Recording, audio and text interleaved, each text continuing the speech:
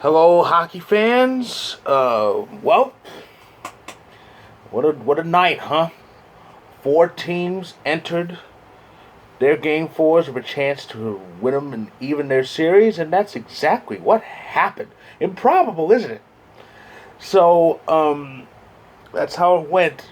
The Boston Bruins, St. Louis Blues, Tampa Bay Lightning, and the LA Kings, they all were down 2-1, and now they're all even nice and square. I love this game, don't you?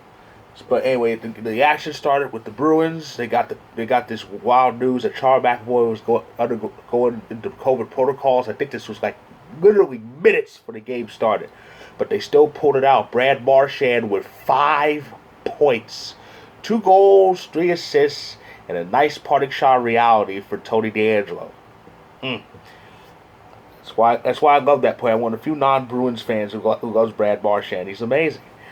Um, of course, next up was the Wild and the Blues, and Jordan Binnington has to feel good about it. Has to feel good. It's a big monkey off his back. Um, he held the fort down for the most part, and helped the Blues get the series tying win. And for Binnington, it's his first win, for his first playoff win since all the way back Game 7 of the 2019 final. That was the last playoff game that he won. He had terrible, terrible luck ever since then.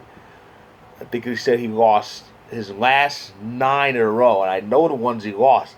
The game against us in the bubble when Kadri beat the buzzer on him, and then he lost all 4 starts in net for for for the Blues against Vancouver in that series. He lost all 4 of them, and then he was swept by the Avalanche last year in round 1. So he had lost 9 straight playoff starts, but he got it. But he won today. That's a big monkey off his back. He's got to feel better. And but someone who should feel a lot worse, the Maple Leafs.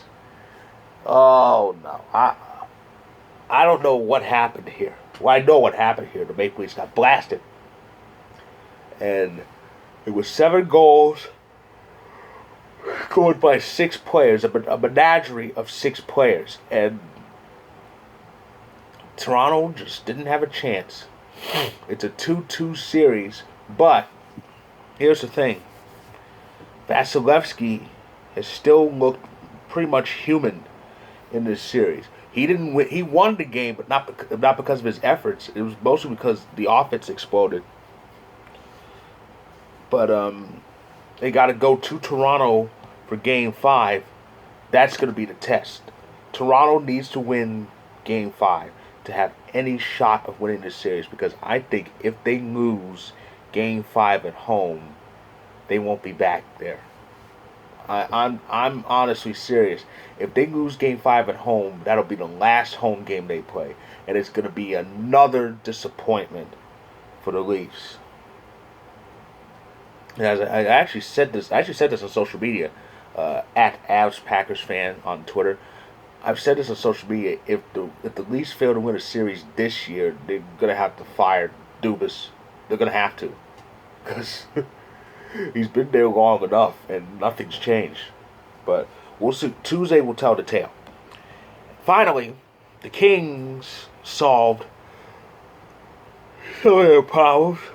Excuse me. Game 4, a shutout win for the Kings, 4-0 for Jonathan Quick. It is his 10th career playoff shutout. He's one of 4 goaltenders to have 10 playoff shutouts, and he's one of only 2 active ones. The other one is active right now in the playoffs. Marc-Andre Fleury, who has 16. He got his 16th. I think he got his 16th in the series. But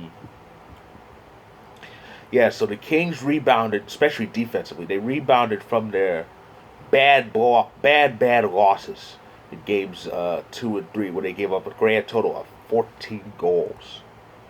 Yeah. So it's excuse me. It's Deuces all around. 2-2 series after 4 in those series, and the next game 4, and the rest of the game 4s will take place tomorrow, beginning with the Capitals hosting the Panthers.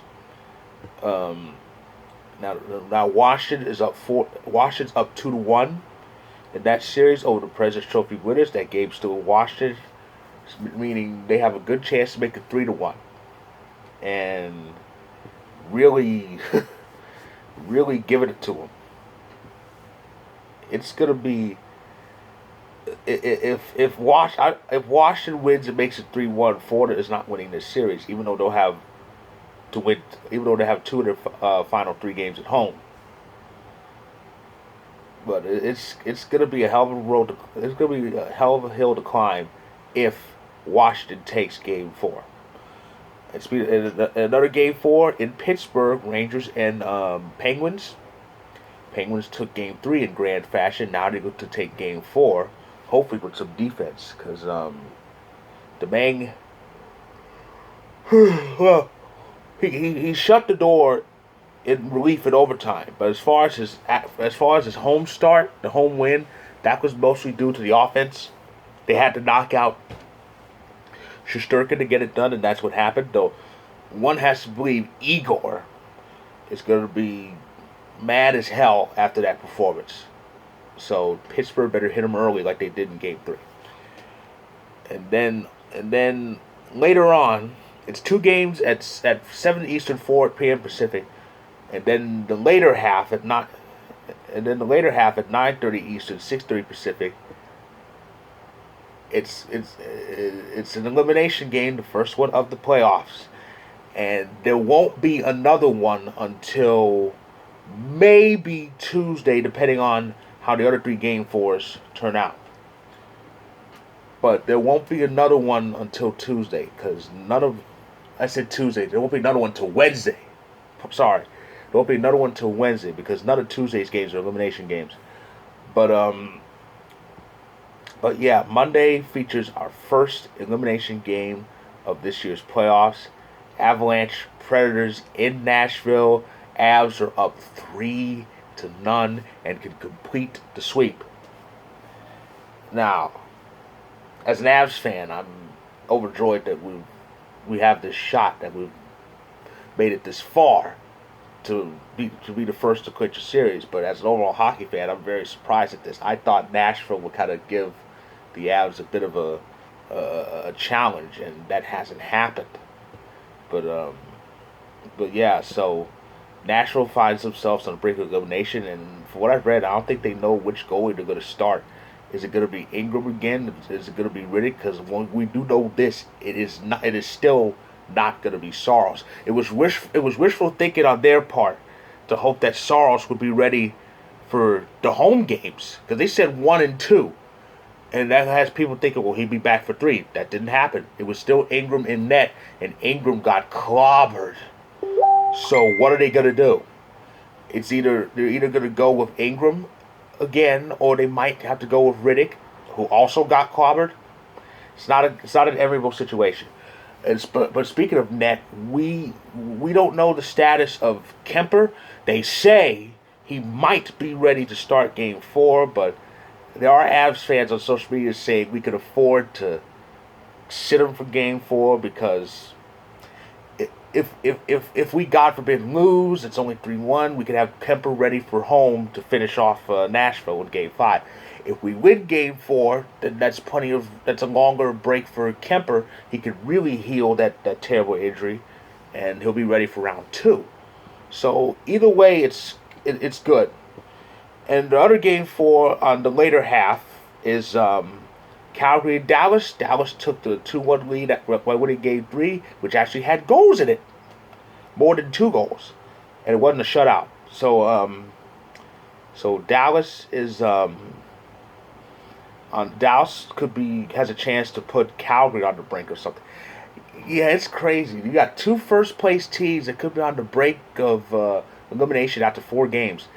Of course, Carolina, they're doing fine. It's only 2-2 in their series. They still have the home ice advantage. So yeah, those are the games. Those are the games tomorrow. Of course, Tuesday the Game 5 start. Not they're all pivotal, but none of them are elimination because these are the same games. These are the same games that took place tonight, and which means it's all 2-2 series. 8 teams are playing for the chance to move it in one winner of advancing. Who will do it? We'll find out Tuesday. But for now, that's my recap of tonight's action. If you like this video, click the like button, subscribe if you want more, and I will be back tomorrow to recap all the rest of the game for us. Hopefully it will come with the good news that the Avalanche have clinched and moved on to the division finals, the Elite Eight. So that's my recap of tonight's action. I'll be back tomorrow, so stay tuned.